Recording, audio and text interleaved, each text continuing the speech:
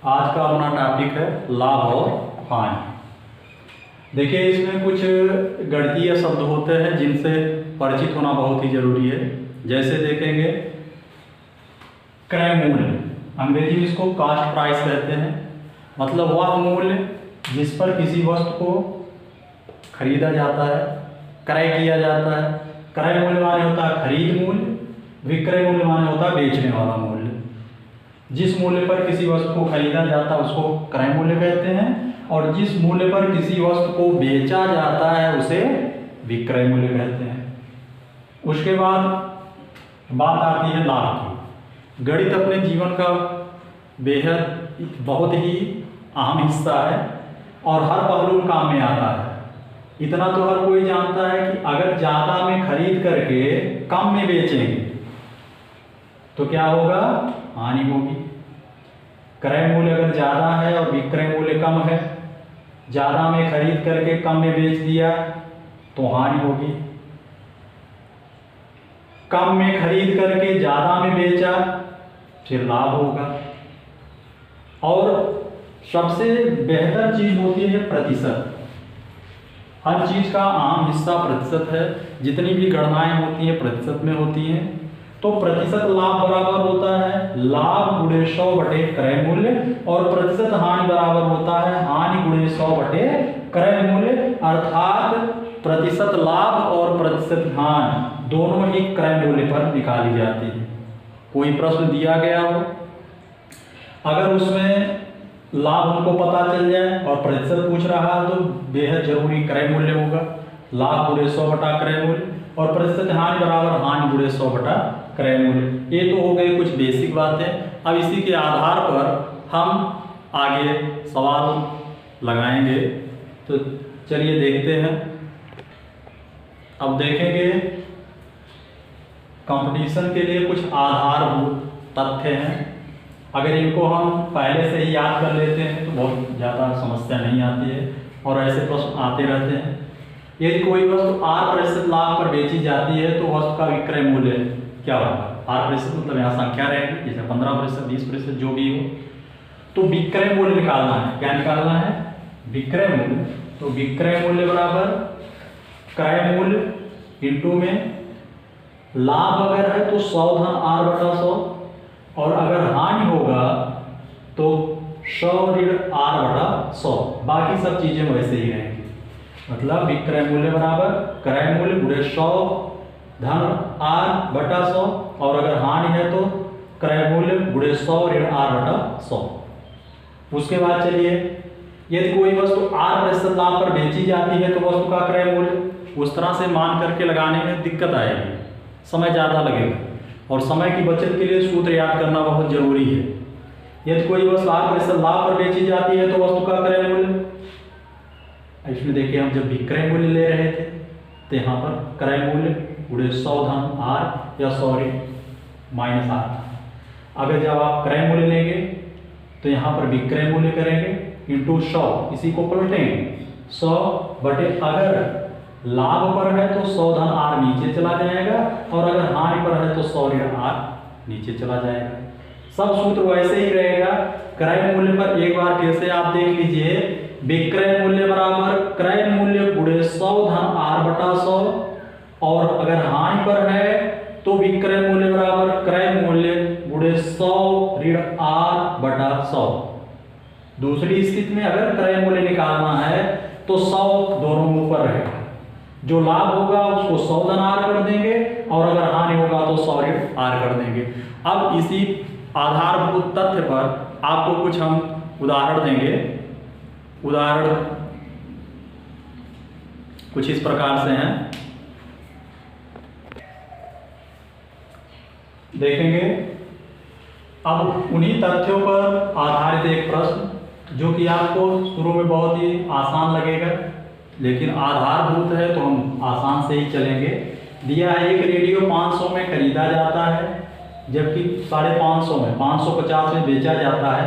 लाभ या हानि कितनी धनराशि के बराबर होगी? इसके बाद आपके सामने विकल्प रहेगा। अब देखिए, इसमें आपको पता है कि 500 में खरीदा गया है, तो अगर हम क्रय मूल्य देखें तो हो गया 500, 550 में बेचा जाता है, लिखा है ₹550 में बेचा जाता है, तो आपका ये विक्रय मूल्य हो गया 550। अब आपसे पूछा है कि हानि होगा या लाभ होगा। कम में खरीद कर ज्यादा में बेचने पर क्या होता है? लाभ होता है। और ज्यादा में खरीद कर कम में बेचने पर क्या होता है? हानि होती है। तो ये लाभ होगा। और कितना होगा? लाभ बराबर सूत्र के हिसाब से अभी बता रहे हैं एकदम। उसके बाद आप तो मौखिक करेंगे। लाभ बराबर विक्रय मूल्य ऋण क्रय मूल्य। विक्रय मूल्य है 550 और क्रय मूल्य है 500 रुपया। घटा दीजिए, कितना रुपया आ गया? 50। अब देखिए, अगर आप सब्जेक्टिव रूप से लगाएंगे तो इतना है, ऑब्जेक्टिव में डायरेक्ट आप देखिए 550 में से 500 घटाइए, बात खत्म हो जाती है। अब देखेंगे, अब अपना सवाल जो है प्रतिशत वाले पक्ष में जा रहा है। दे रहा है 25 रुपये मूल्य वाला एक पेन 30 रुपये में बेचा जाता है, लाभ या हानि का प्रतिशत क्या होगा? क्लियर हो गया। 25 में खरीद कर 30 में बेचा गया, तो क्रय मूल्य इसका हो गया, क्रय मूल्य 25, विक्रय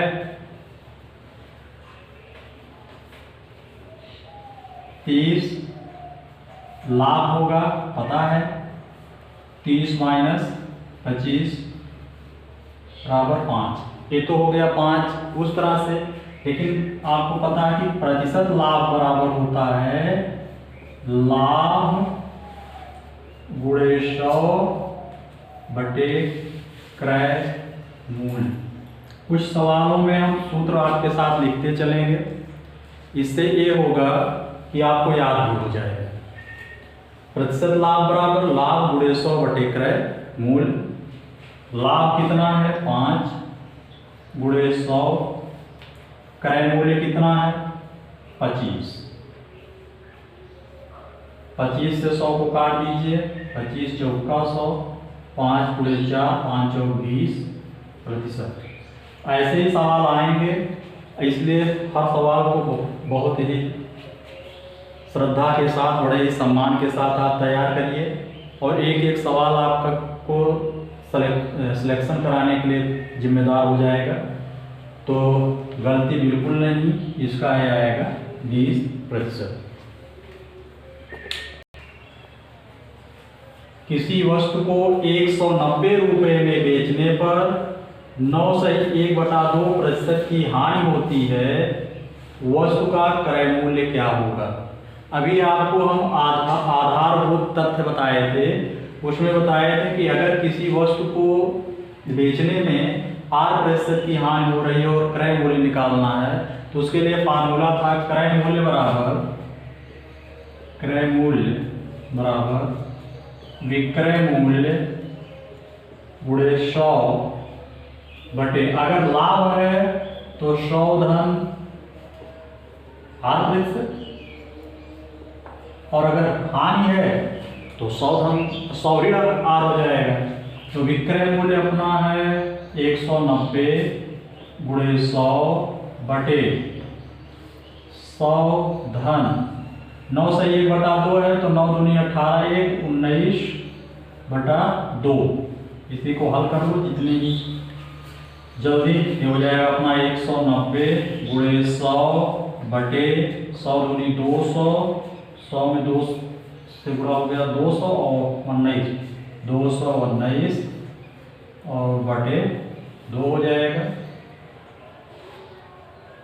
हाँ, एक गलती हो रही है, इसमें हानि दिया है, देखिए हानि, और हम प्लस कर रहे हैं, यहाँ पर अपना ये माइनस हो जाएगा, माइनस।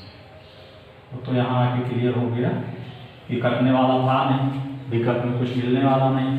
100 दूनी 200, 200 में से 19 घटा लीजिए, 200 में से 19 घटाइए, 10 में से 9 निकला 1, 9 में से 1 निकला 8, 181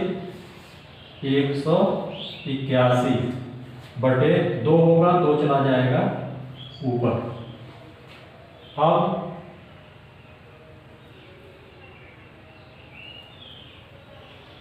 9 दूनी 18 19/2, 100 दूनी 200 में से 19 घटा दीजिए, 181/2, 2 चला जाएगा ऊपर। उसके बाद 19, अब देखिए इधर से कुछ कटना नहीं, इसका मतलब 19 से कटेगा, 19 का बाहर आप पढ़ेंगे, 19 छक्का 100, 19 सत्तर 133, 19 अट्ठे 152, 19 9 171, 171 तो नहीं हुआ, 10 में से 1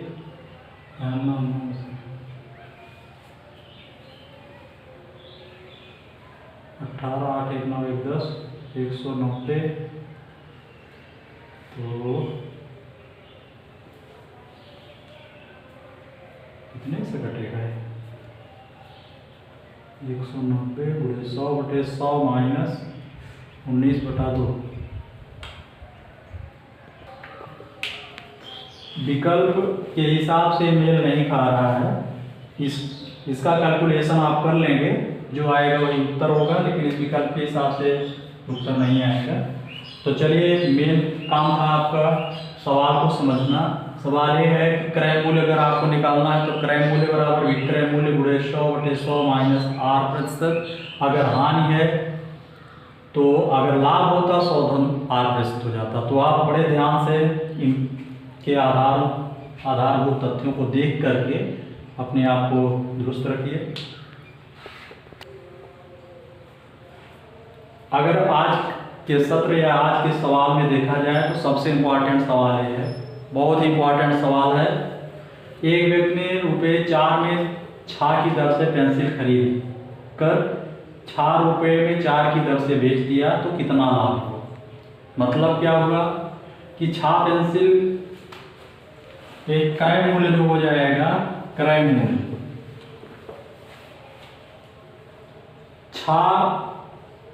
4 रुपये में 6, मतलब तो 4/6। विक्रय बेचा कितने? इसी का उल्टा 6/4। तो कितना लाभ होगा? तो लाभ निकालना है, वो भी प्रतिशत में, प्रतिशत लाभ बराबर, अब ऐसा काट दीजिए इसको, 2 दूनी 4, 2 तिहाई 6, 2 तिहाई 6, 2 दूनी 4, तो 3/2,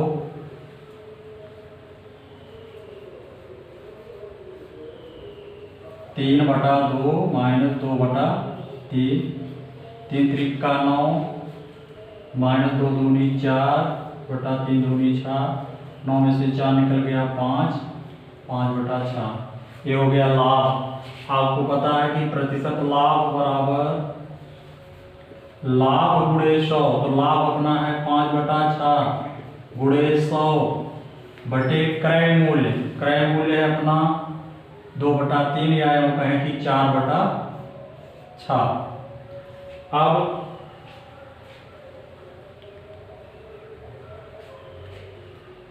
छः चला जाएगा ऊपर, तो हो जाएगा 5 गुणे 6 गुणे 100 बटे, ये हो गया 6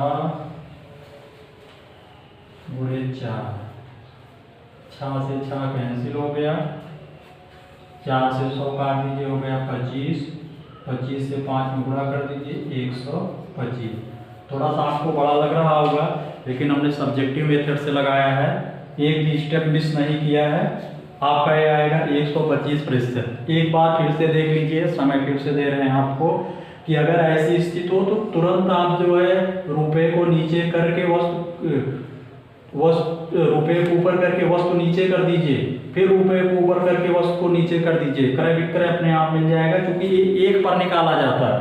और उसके बाद अगर, क्योंकि इसमें अपने आप क्लियर कर दिया था कि लाभ हुआ कि हानि, लाभ हुआ है, इसलिए हमको पता है कि ये ज़्यादा है ये कम है। नहीं तो कभी कभी आपसे पूछता है कि कितना लाभ हुआ या कितनी हानि हुई, तो उस समय आप ध्यान दे के चलिए। एक कुर्सी को 165 रुपये में बेचने से 10% लाभ होता है। कुर्सी का क्रय मूल्य ज्ञात करो।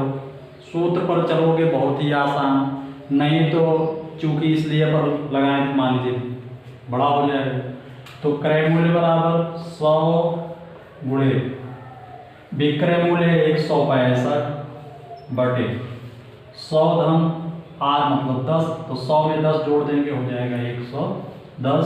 0 से 0 काट दीजिए, 11 को 11, 11 दूनी 11, 5 16 55, 11 25 55 और 15 दहा में 150।